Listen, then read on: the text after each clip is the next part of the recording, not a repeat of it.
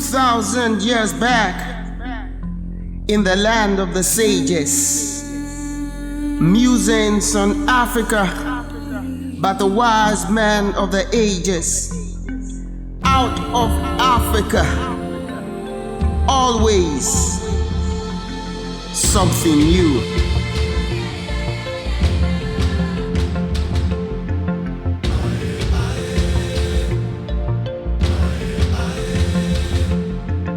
One would think that Aristotle and Pliny really had a clue, but they thought that Africa was a homeland of savages. Darkness so deep,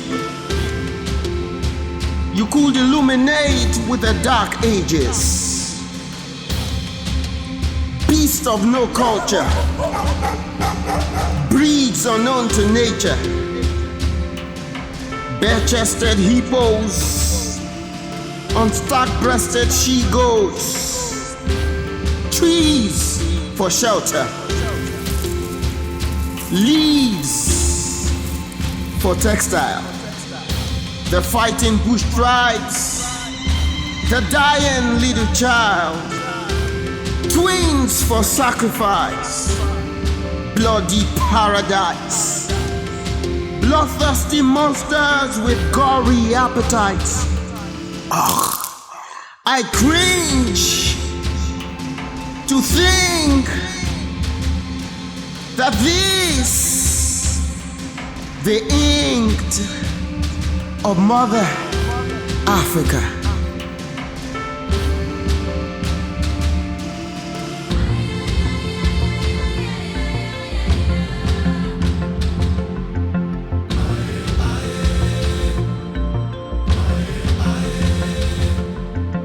24,000 full moons. The storyboard is still gloom. 24-inch TV screens. Images of killing sprees. Bloodbath in Benghazi. Gun battles in Bakassi. Hostages in Nairobi. Refugees from Burundi. Death from HIV/AIDS. Death and foreign aid. Liberia down with Ebola. Terror drowning Yola. Dictators intimidate us. Rulers are looters. Poverty in Soweto. Anarchy in Mogadishu. Slums in Lagos. Crumbs from child labor. Sex for hire. From Nigeria to Italia. Someone please tell me this is no reality. A generation out there is crying for identity. I'm tired of this avatar. Show me the real Africa.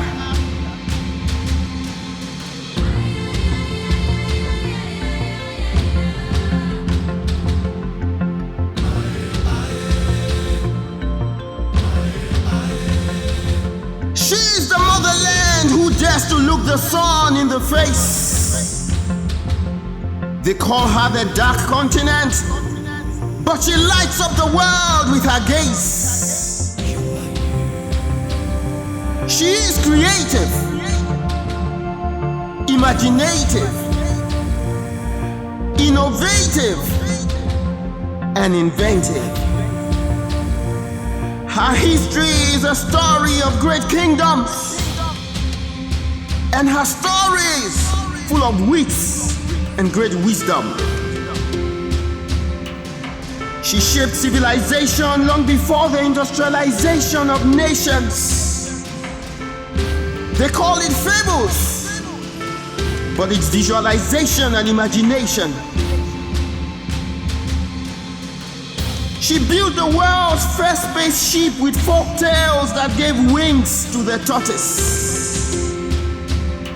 She landed a woman on the moon long before the 35th POTUS. She navigated 7 continents across 7 rivers and 7 jungles, and discovered electricity with tales of lightning flashes and thunder rumbles.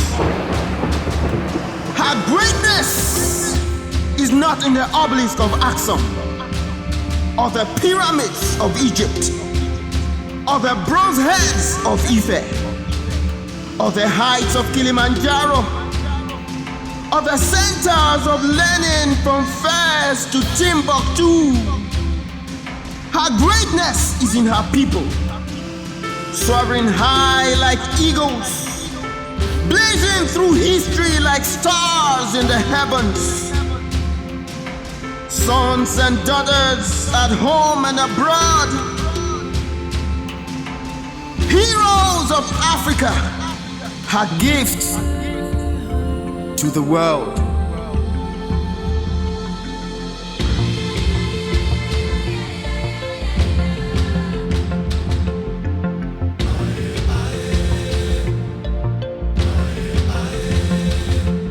She roused her children to greatness with the words of Kwame Nkrumah,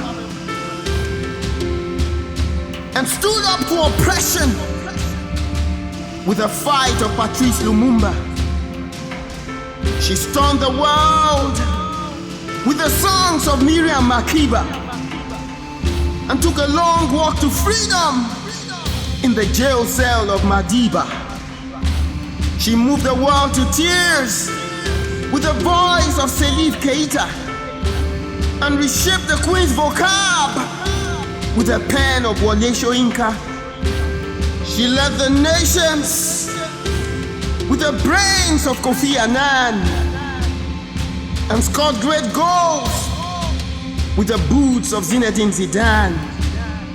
She fed the poor with the feast of the world's richest. She threw straight punches with the feast of the world's greatest. She catwalked the runways with the feet of the world's prettiest. She raced through the tracks in the feet of the world's fastest.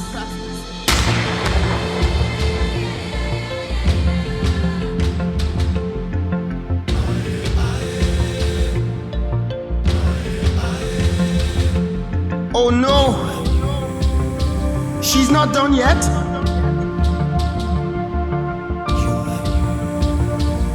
Cause she's pregnant. Africa is pregnant. She's pregnant with ideas and amazing startups, styles and designs, fascinating fashion, beats and rhymes, topping Billboard charts, scenes and lines, Oscars a la carte, groundbreaking inventions of high-tech geeks, breathtaking adventures of her whiz-kids.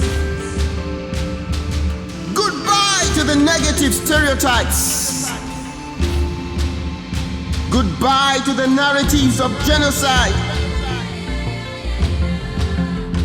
Africa, arise and shine. Africa, this is your time. When they tag you by the militants in Benghazi, remind them of the gifted hands of Ben Carson. When they tell you of the atrocities in Burma, tell them of the audacity of Barack Obama. When they label you by the slowness of your growth, tell them of the swiftness of Usain Bolt. The people who sat in darkness have seen a great light. On those who lived in the shadow of death, light has dawned. Can anything good come out of Africa? Timothy Sage came out of Africa. I am Timothy Sage. I tell wow stories.